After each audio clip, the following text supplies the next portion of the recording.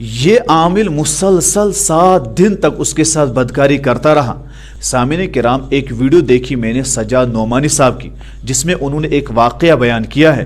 تمام مسلمانوں پر فرض ہے اس واقعے کو سنیں، پھر اس میں جو بات ہے اس پر عمل کریں۔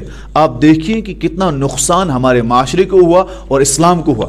وہ واقعہ یہ ہے، وہ فرماتے ہیں کہ میرے پاس ایک بچی آئی، جس بچی کو اس کے ماں باپ نے ایک عامل کے پاس چھوڑا تھا۔ عامل یعنی ان لوگوں کے پاس جو تعویذ دیتے ہیں، جادو وغیرہ کرتے ہیں اور جادو تعویذ نکالتے ہیں، ان کے پاس چھوڑا تھا اور کہا کہ ہماری بیٹی بیمار ہے۔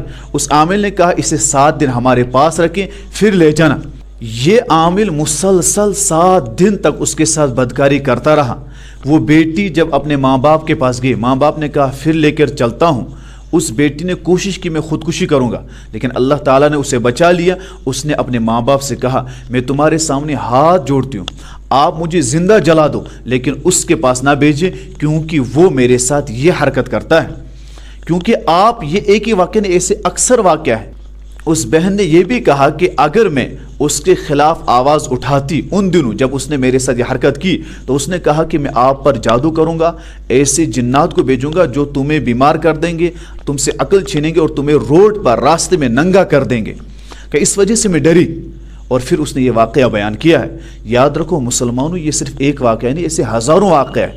یہ جاہل، بدبخت اور دجال قسم کے عامل جو دین سے دور ہے، نماز سے دور ہے، عبادت سے دور ہے، جو نشے میں ملوث رہتے ہیں، ملعون ہے وہ ماں باپ، ملعون ہے وہ بھائی جو اپنی بیٹی، اپنی بہن، اپنی ماں اور اپنی بیوی کو ان بدبخت اور دجال اور فریب لوگوں کے پاس بیچتے ہیں۔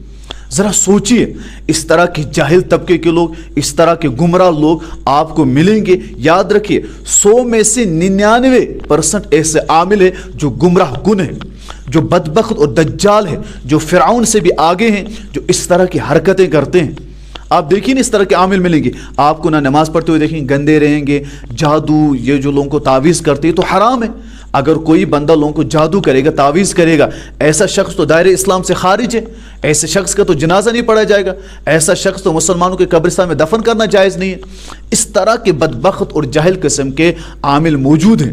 یہ ایک واقعے سے ہزاروں واقعات ہیں، اور ہم سب جانتے ہیں یہ عامل بے دین ہوتے ہیں، ان میں سے کسی کے پاس دین نہیں ہوتا۔ پھر کتنا افسوس ہے اس مسلمان پر کہ مسلمان اپنی بیٹی، اپنی بہن، اپنی بیوی اور اپنی ماں کو ان کے پاس بیچتے ہیں۔